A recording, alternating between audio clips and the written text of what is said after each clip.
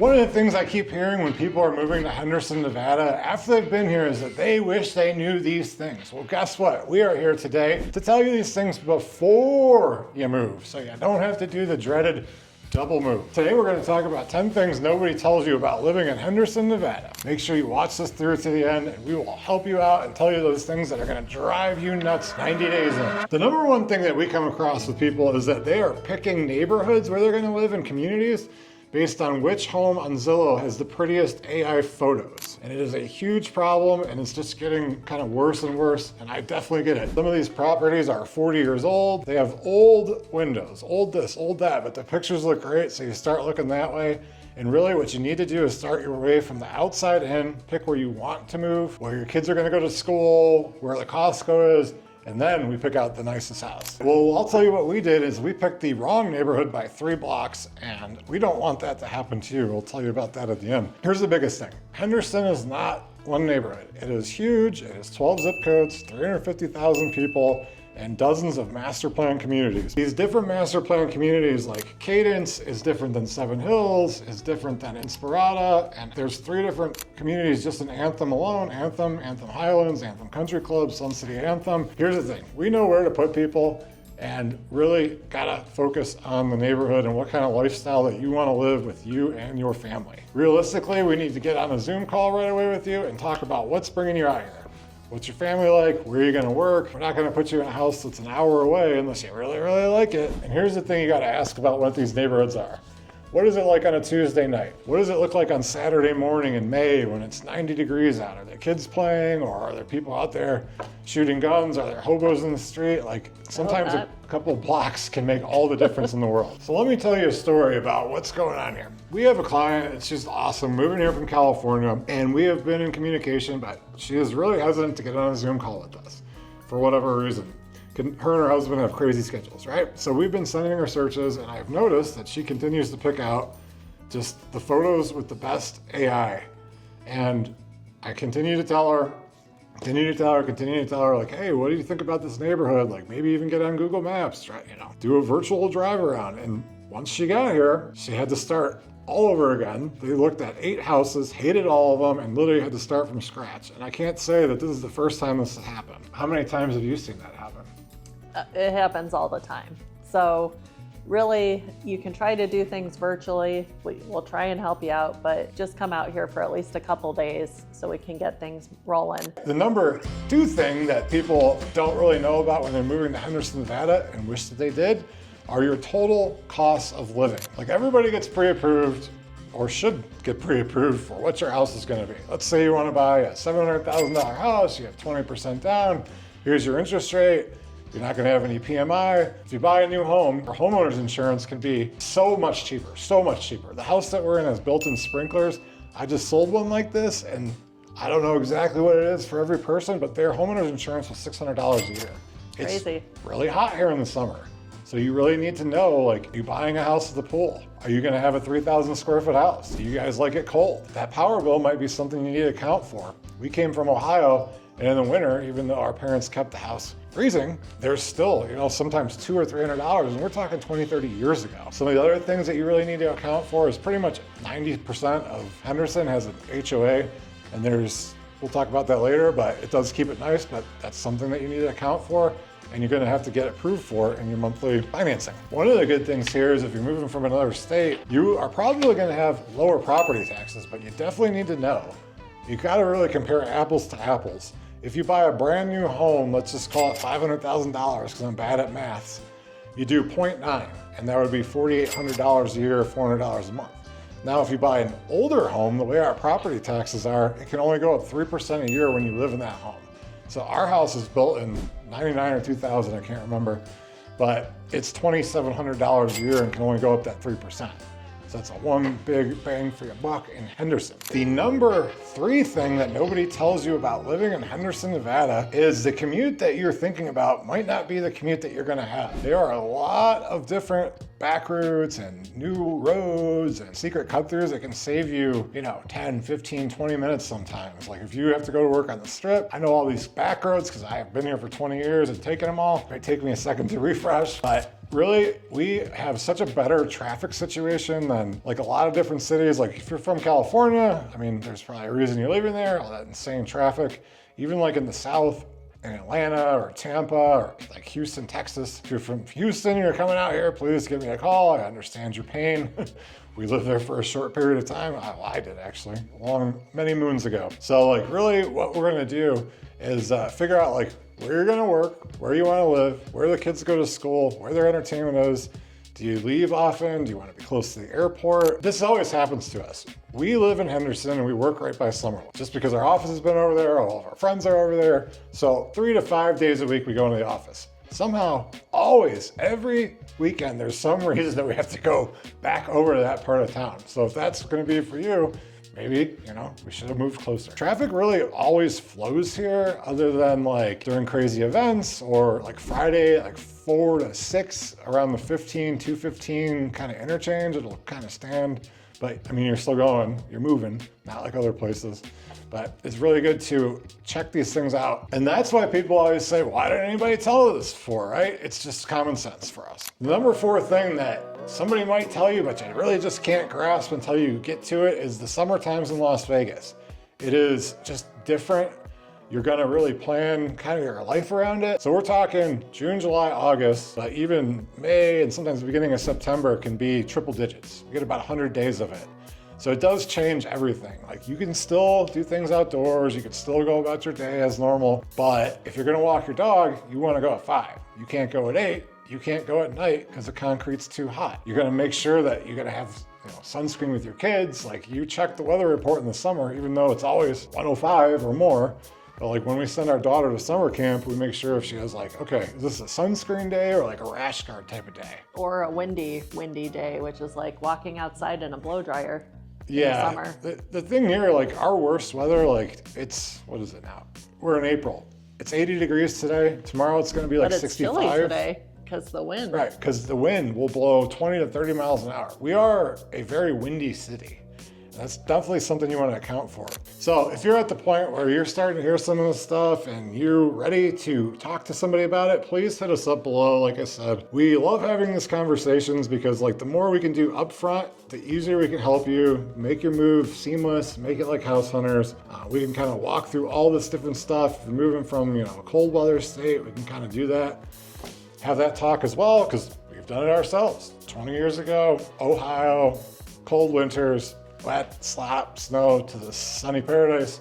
But, no place is perfect. We look forward to hearing from you. The number 5 thing that nobody tells you about living in Henderson, Nevada is that not all Henderson is the same. I get a lot of people, we've helped hundreds of families relocate here from across the country. And the first thing they say is, I don't want to live on the Strip. People don't really live on the Strip. Around there's mostly industrial or kind of like really old homes. It's a very, very small part of town. Most of the whole valley is a huge suburb. It's just one big sprawling suburb that repeats, like you have your certain stores and there's one every couple miles and same kind of stuff, right? Everybody lives kind of in their own little bubble. So picking the right bubble is extremely important. So if you're into like, you have a boat, you have a motorcycle, you have a motorhome, you might want to be in a place with RV parking or an RV garage. If you're a golfer, you may want to live in a master plan community that's a country club. You can definitely see sometimes the difference literally like right on a dividing line. I see this in Cadence quite a bit because it's been built where it was an old part of town, nothing was there. One side of the street could be old industrial, 40-year-old warehouses and kind of rundown crappy homes. And then on the other side of the wall, which there's always separation, brand new, master plan, trees, kids, golf carts, bicycles, and it's just a whole different world. And we're talking 200 feet. Yeah. Here's number 6 thing that nobody tells you about living in Henderson, Nevada. You really need to be aware of HOAs. Now, I hear you, right? Everybody says defund the HOA. I don't want to live in an HOA. Well, there are pluses and there are minuses. One of the things that we just talked about is that 30-year-old communities, Green Valley Ranch, being pristine 30, 40 years in, is because of the HOA. I'm not saying people couldn't do it themselves, but they don't. And the reality is when you tell us that you don't want to be in an HOA community, it's going to drastically reduce the amount of listings available. Like Which is they're 90% less. yeah, most houses here have an HOA. So, you know, some are more lenient than others, much more lenient.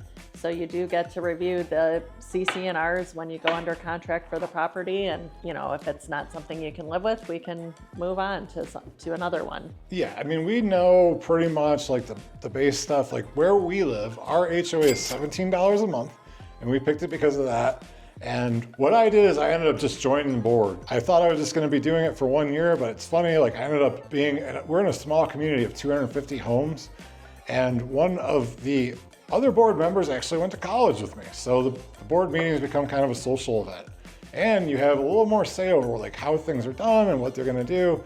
It's definitely something I would recommend. It's like 4 hours a year and some emails and stuff like that. He's been able to jump in on a lot that's been taking place in the community to kind of nip it in the bud if it's not something that's really going to be agreeable to the whole community. Yeah, I mean, like they try to introduce a thing about like not parking in the street, and I just said, listen, this is no way we're gonna do this. Everybody has 3 cars and there's only 2 spots in the driveway.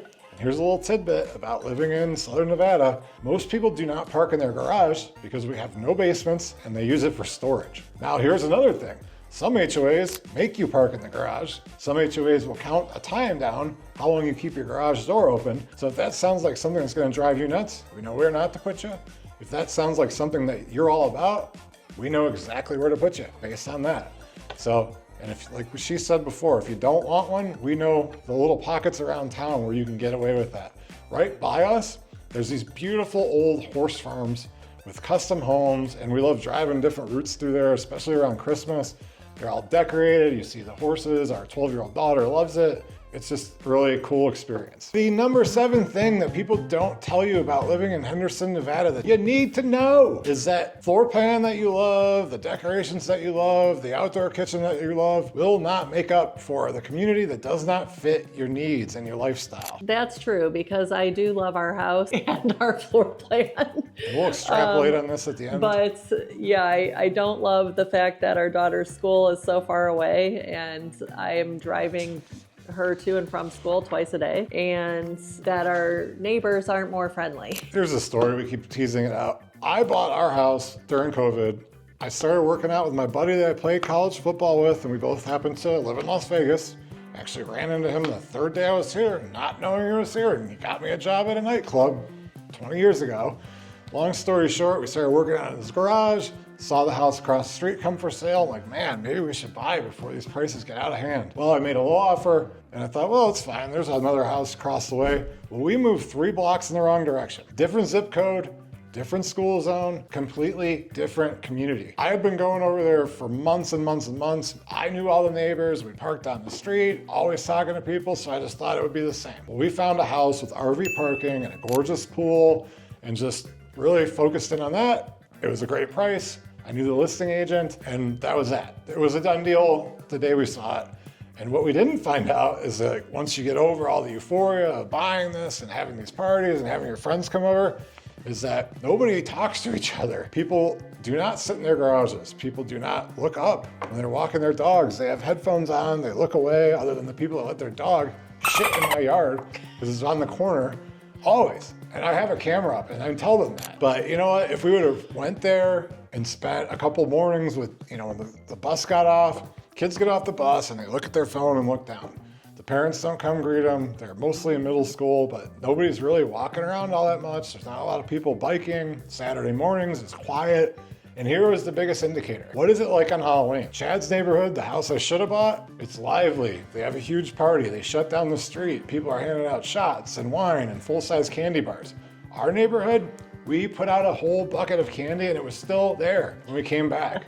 We left. I mean, there wasn't that much left of it. And I Actually, saw a on few the camera years one it's been kid took dumped. all of it, but it was like 3. Yeah. So hopefully that story hits you. The number 8 thing that you gotta know about living in Henderson is that you need to tour the neighborhood, which we should have done. And you need to tour it at the right time. Saturday morning, Tuesday afternoon, going to school, coming home from school, or whatever else you might be into. You might want to go there Friday night. Maybe people get their paychecks and start lighting off firecrackers. It's been known to happen, and places that you wouldn't think so. And keep an eye out for those annoying dogs that bark around the clock. We love dogs, and our dog was definitely a barker, and we've had him our entire life, but our neighbor recently just got one that they do not bring inside ever. So 24 hours round the clock doing that. And at our last house, our lovely neighbors had 420 plus pound dogs that used to ram the fence at all hours of the night. So like, these are things that can be taken care of after the fact, but really, do you want to move across the country, spend $700,000 and then find out like that the neighbor's dog may make you want to move? Come on now. Moving on to number 9 thing that nobody tells you about living in Henderson, Nevada, is you are going to find your group of people faster than you think if you choose the neighborhood that fits your lifestyle. When you move into a neighborhood that fits your needs and fits your lifestyle, like we have a 12-year-old, this is how we think. When we moved here, I was 24, I think, and she was still in her 20s. I won't say how old. But I moved here first, right? So what I did is I picked crappy, horrible places because I wanted to be by the strip, because I worked on the strip, I partied on the strip, right? It was awesome. Like I said, we made the wrong choice. So if we were gonna move now, and I made a whole video about this, it just depends on exactly where she's gonna go to high school, because she's going in 7th grade. If you have a child like ours in middle school, going into high school in a few years, then you'd probably want to live where you're sending the child to high school. We didn't think about where we were moving, and really it's kind of like people that bought these houses, it's 20 years ago, but now 25 years ago, that are mostly retired, they're gonna stay there the rest of their lives. It didn't fit where we were at. So where we would move now would fit where we're at, 7th grade, going into 7th grade, going into high school, we would definitely do that. And then first thing I would be doing is having a block party with my friends, offering up beers and shots and White Claw for everybody, and have a pool party, and we, make friends as soon as possible. Because then you see them at the gym, you see them at the grocery store, and like if you're not doing that, we probably picked the wrong neighborhood. And then when you have your Halloween party, it'd be a big blast. For instance, one of my other friends, Ulysses, lives in the master plan community of Seven Hills. He also has a sick Halloween party, and our loyalties are divided between Chad and Uli every year, and also Sam and Summerlin, but he lives too far away now. But long story. And now our daughter just wants to hang out with her friends, so yeah. there goes the game plan. Well, so anyways, the Halloweens in Seven Hills are out of this world. They're in a gated community. People bring over busloads of people. It's another full candy bar community, and everybody tries to outdo themselves. That is where we should have moved, gotten a pool, and then our daughter would have kids in the neighborhood to play with. The way it is now, her school is 20 minutes away-ish. So every time we want to do a play date, it's either got to be like a full-on sleepover, or we're going back to Summerlin. We're going to the Southwest. They're having to drop people off everywhere. Like having kids in the neighborhood is like so important. I think we've mentioned it almost in every single topic. If you have kids or are thinking about having kids, but it's definitely important to kind of be in the neighborhood where you need to be. Are we on the last one? Yeah, but before we drop this last nugget of truth on you, it's really important to hear from you, see how we're doing, and I want to help you out. Like, we are going to go over this in another video, but we have an entire process. We really know where to put you. I think really like a quick, even 5 minutes on the phone before we have a Zoom call with you can really save you, it's about helping you. Hundreds of hours of just scrolling through pretty pictures. We love to hear from you, so you don't have to make these mistakes or one of the many hundreds that we've seen people do and then regret it.